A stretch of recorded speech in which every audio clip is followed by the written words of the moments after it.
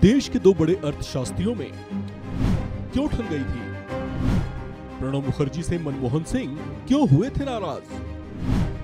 मनमोहन सिंह क्यों देने चले थे अपना इस्तीफा?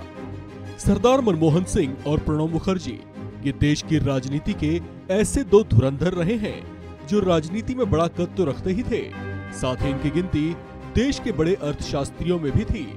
लेकिन इनमें सिर्फ यही बात समान नहीं थी, बल्कि इनमें एक और बात जो समान रही वो ये थी कि सरदार मनमोहन सिंह और प्रणब मुखर्जी दोनों ही अपने राजनीतिक करियर में दो अलग अलग कार्यकाल में देश के वित्त मंत्री भी रहे। प्रणब मुखर्जी साल 1982 से 1984 तक और उसके बाद साल 2009 से 2012 तक देश के वित्त मंत्री रहे थे। उनके वित्त मंत्री रहते हुए देश की अर्थव्यवस्था का ग्रोथ काबिले तारीफ था। लेकिन एक दौर ऐसा भी था जब प्रणब मुखर्जी देश के वित्त मंत्री थे तो मनमोहन सिंह आरबीआई के गवर्नर थे। तब कुछ ऐसा हुआ था कि मनमोहन सिंह तत्कालीन वित्त मंत्री प्रणब मुखर्जी से बेहद नाराज हो उठे थे। ये कहानी है साल 1983 की। केंद्र सरकार bank of credit and commerce international, जो कई विवादों से घिरी हुई थी और जिसकी स्थिति खराब समझी जा रही थी, उसे बॉम्बे में अपनी नई ब्रांच खोलने की परमिशन देना चाहती थी। लेकिन तब आरबीआई गवर्नर रहे मनमोहन सिंह इस बात के सख्त खिलाफ थे।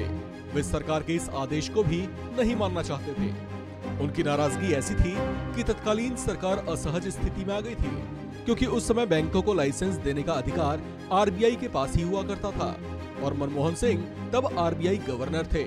इसके बाद कुछ ऐसा हुआ जिससे मनमोहन सिंह बेहद उखड़ गए। सरकार के आदेश पर गंभीरता न दिखाने पर तत्कालीन सरकार ने आरबीआई से बैंकों को लाइसेंस देने का अधिकार ही छीन लिया, जिससे नाराज तत्कालीन आरबीआई गवर्नर मनमोहन सिंह ने वित्त मंत्री रहे प्रणब मुखर्जी और इंदिरा गांधी को अपना इस्तीफा भेज दिया। इस पर मान मनोवल हुई और बातचीत और परामर्श के बाद सरकार ने अपना फैसला वापस ले लिया और ये बात यहीं रुक गई। प्रणब मुखर्जी और मनमोहन सिंह के बीच टकराव का ये पहला वाकया था। लेकिन इसके बाद एक बार फिर से ऐसा ही हुआ जब ये दोनों आमने सामने आ गए। इनके बीच दूसरी तकरार साल भर के भीतर ही हुई थी।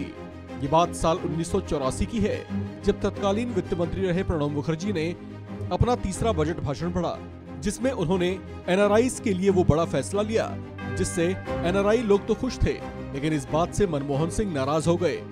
दरअसल उस समय अप्रवासी भारतीयों के लिए शेयर बाजार में भारत में पहले से लिस्टेड कंपनियों के शेयर्स में इन्वेस्टमेंट करने का रास्ता खोल दिया था। सरकार के इस फैसले की वजह से लंदन में रह रहे एनआरआई स्वराज पॉल ने जब डीसीएम और एस्कॉर्ट्स पर कब्जा करने के लिए बड़ी बोली लगा दी तो इस पर विवाद उठ खड़ा हुआ। तब रिजर्व बैंक ने अप्रवासी भारतीयों के निवेश के नियमों में ढील के फैसले पर आपत्ति जताई थी, लेकिन सरकार ने आरबीआई के इस कदम को खारिज कर दिया था।